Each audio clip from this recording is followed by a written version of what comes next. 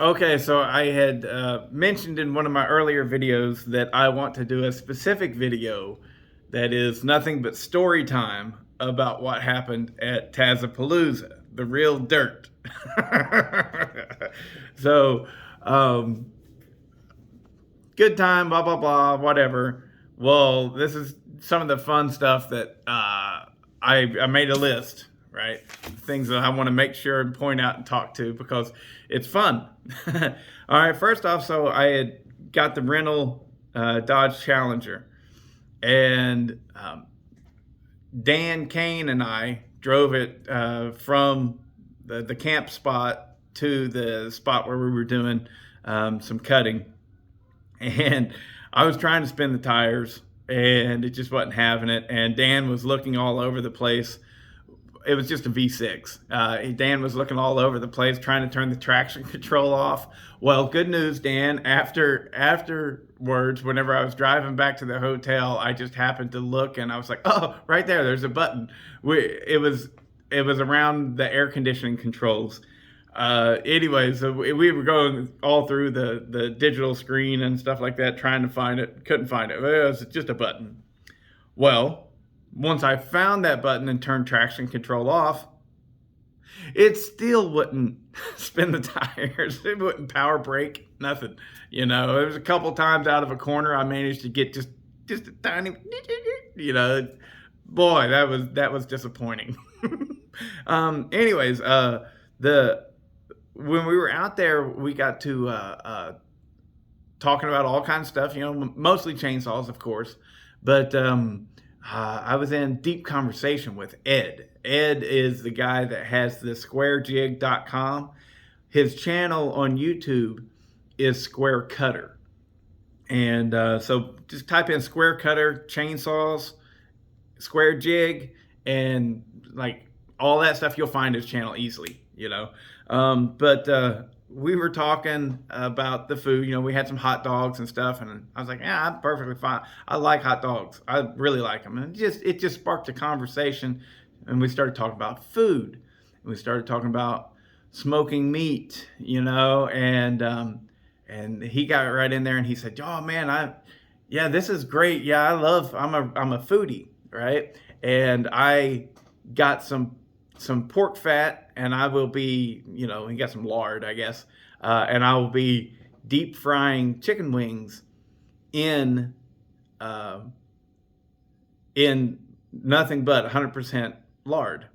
And so, oh, okay, all right, that's going to be cool, and then, the conversation just moved on, right? So we'll come back to that later. I got to talk with Chippy. If you're part of this little community, Chippy's all over the place. And I'm like, who's this guy, Chippy? I don't know. But anyways, Chippy was a cool guy. I got to meet Chippy, and I don't think I have any footage of him. It's just, you tend to just break apart in little groups and talk and talk and talk and talk. Some people were wanting to run saws more than others, and I completely understand that. But I just wanted to mention him. I talked with Chippy. I can't remember what his name is. I think it's Chippy's Chainsaws, on YouTube. I can't remember his first name either. He's Chippy. He goes by Chippy to everybody. Really good guy. And he had a nice little 55 as well as Josh. I had already mentioned Josh. JK Saw Shop brought a nice little Husqvarna 51 or a 55. But both of theirs were kind of, I won't say mirror image, but they followed the same ideology. Put an 028 super piston in it and things, and they ran good. Both of them did. Just wanted to mention him. Another thing I wanted to mention was cutting style.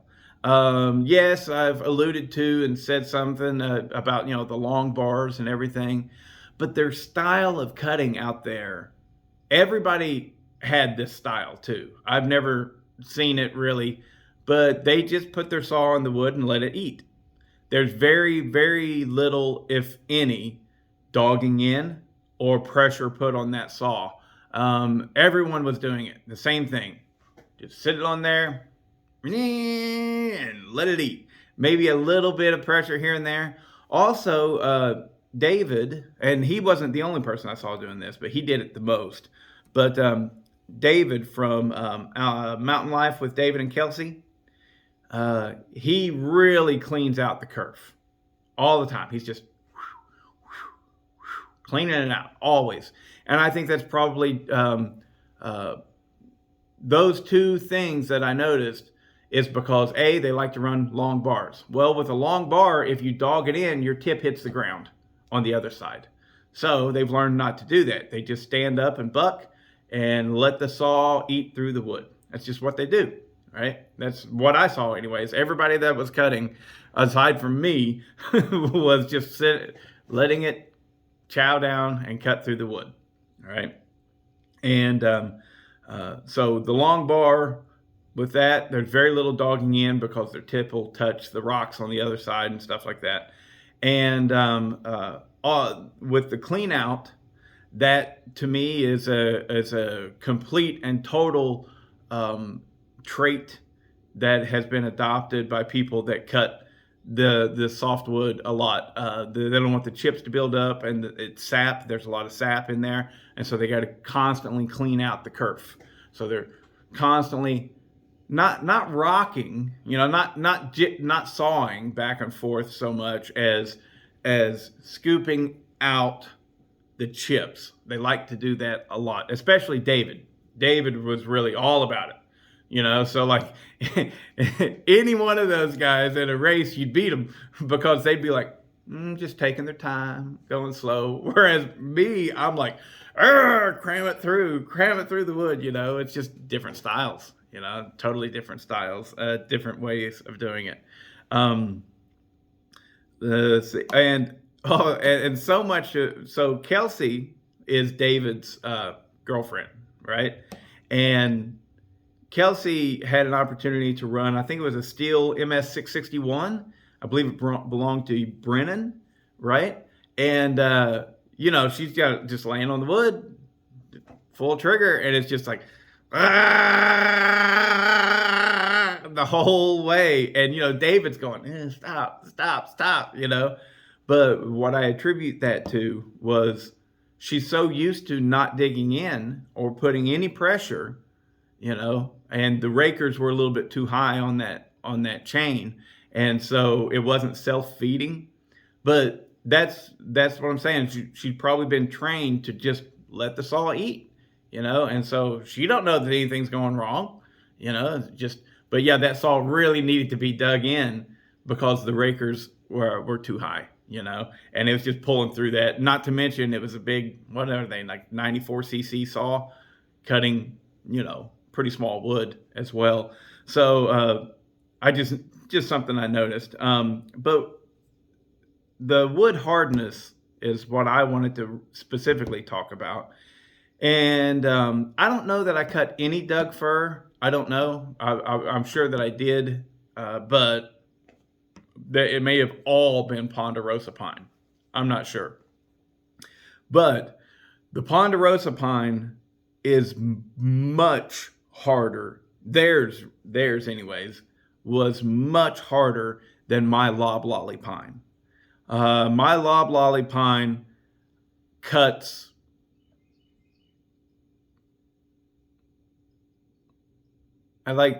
if you take a 20-second cut in an oak log and you have that exact same size log in loblolly pine, you'll make it through it in like 10 or 12 seconds, So it's about half the speed, half the time to get through the cut in our loblolly down here.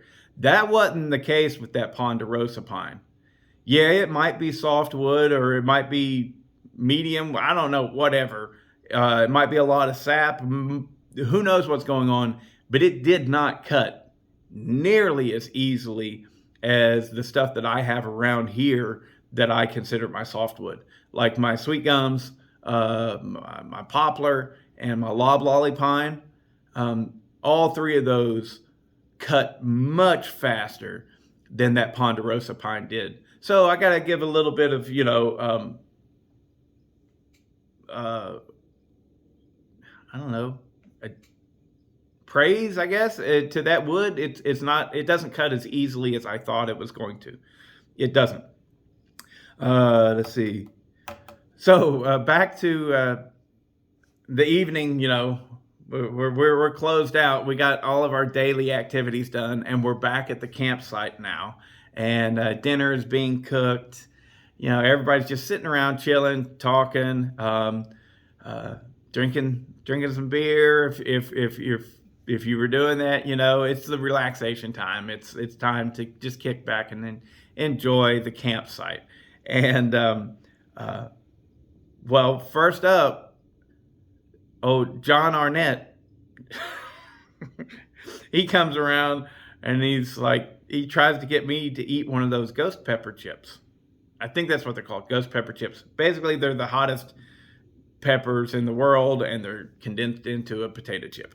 And well, I've seen enough videos. I've seen the video of him and Kenny snotting and crying and slobbering all over the place, and I've seen other videos of other people, and I don't do hot food well at all, and so I stay away from it.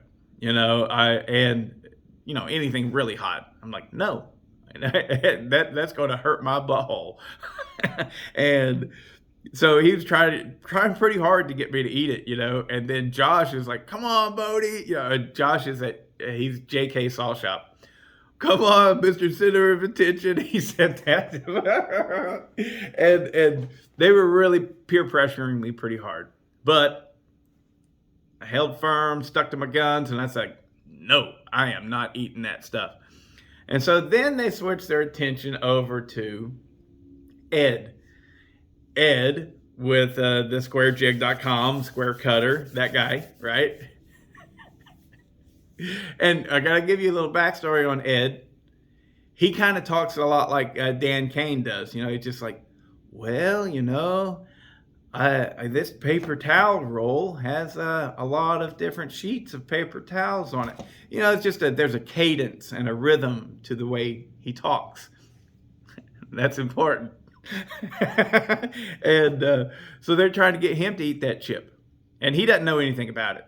And he's like, well, okay, yeah, I guess I'll eat it, and it's about to go down. And Kenny, Taz, man, he sees what's about to happen. And he's like, don't eat that chip. Don't do it, Ed.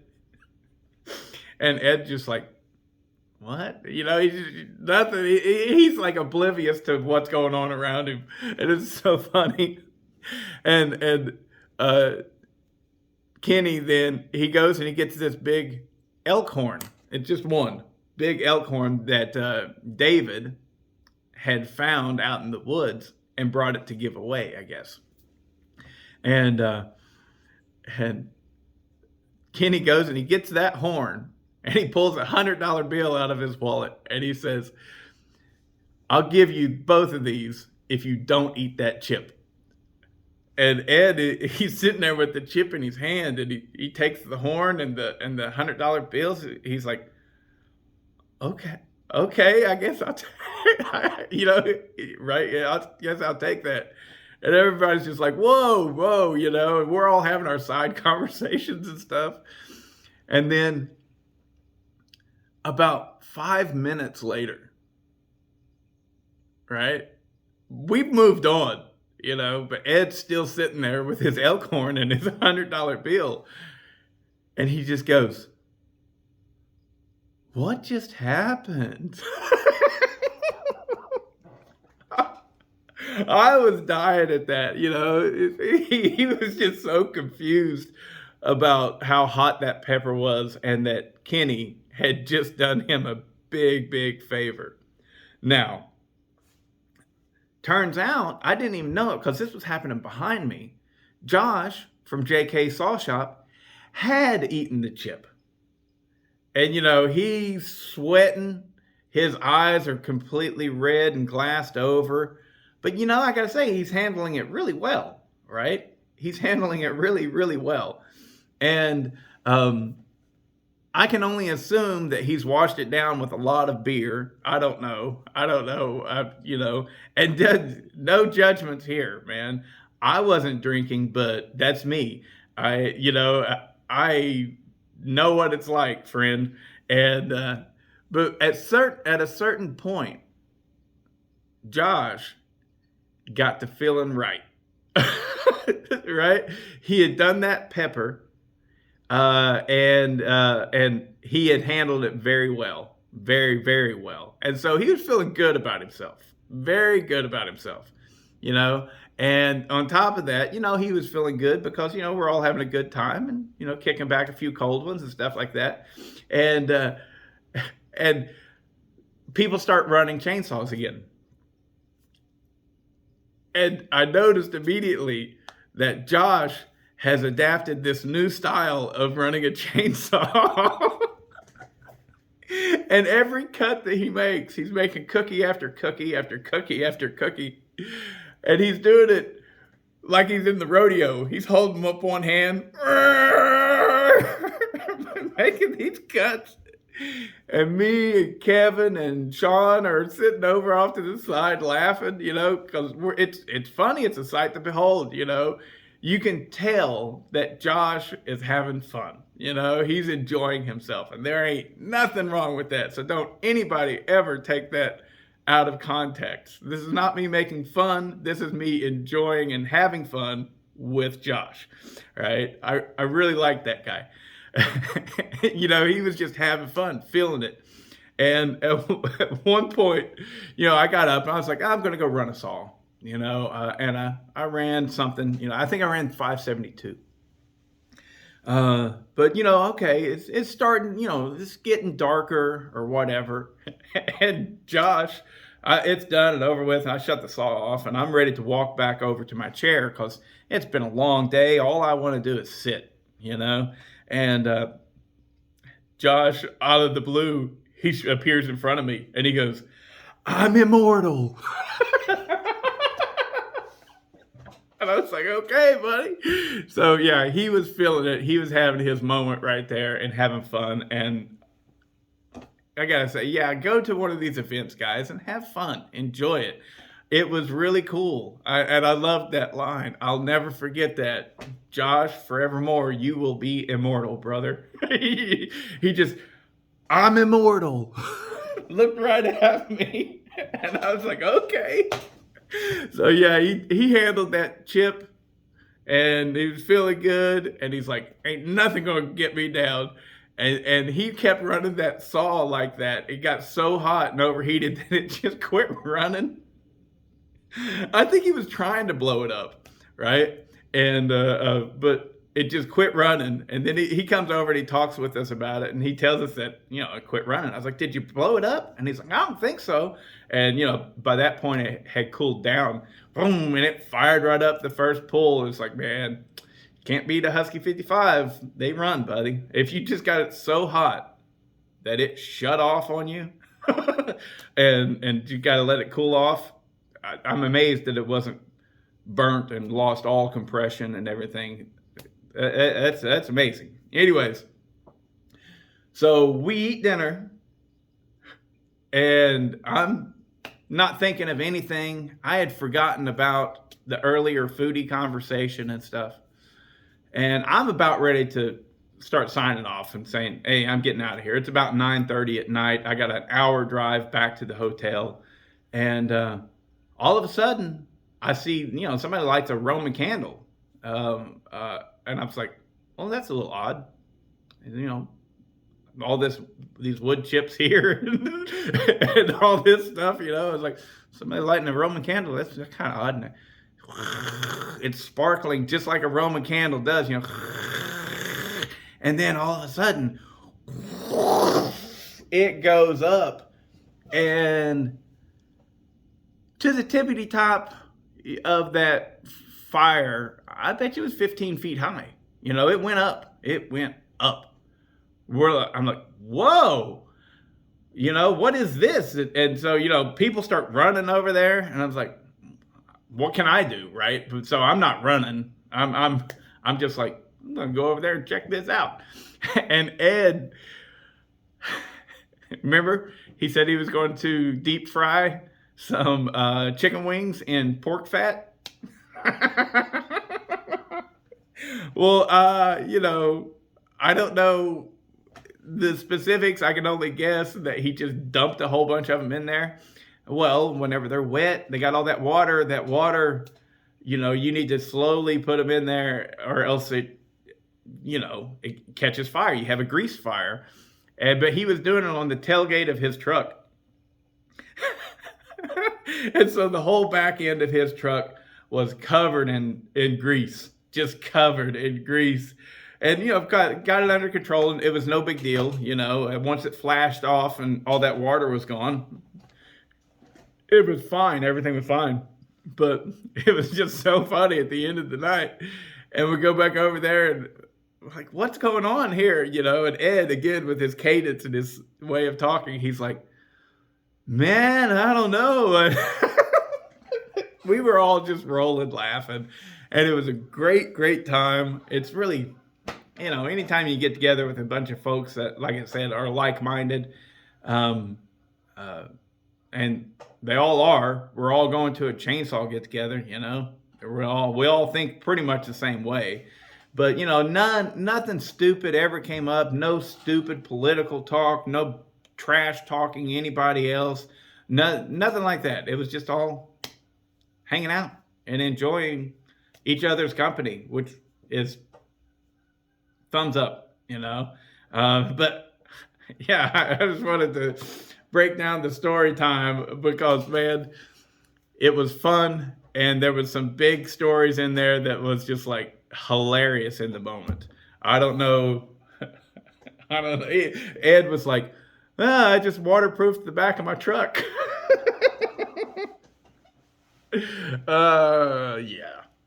Yeah. All right. Later.